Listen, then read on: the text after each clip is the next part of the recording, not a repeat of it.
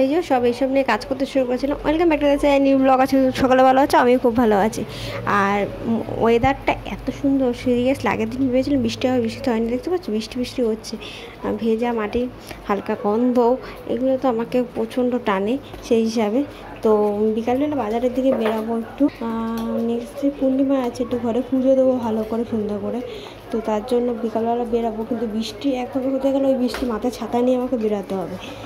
রান্নাবান্না তো আমার সব কমপ্লিট হয়ে গেছে, খাওয়া দাওয়া কমপ্লিট হয়ে গেছে। আমি হালকা রেস্ট নেবো, দেন বিকালে বেরাবো। বিকালে বেরিয়েছিলাম, বেরিয়ে সব কিছু কেনাকাটিও হয়ে গেছে।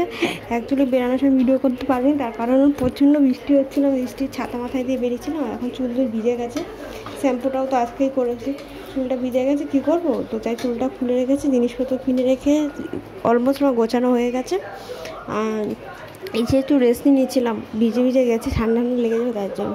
তো ঠাকুরের বাসনগুলো পড়ে আছে, সেগুলো ধোবো। আর বাকি টুকটাক কাজতে সেগুলো কাল সকালবেলা করে নেবো। এখন স্নান করে উঠে ঠাকুরের সেই কাজগুলো করে ঠাকুরের পুজো আমি দিয়ে নেবো। সব এসে ভাজ করলাম, জামা কাপড়গুলো এলোমেলো হয়েছিল।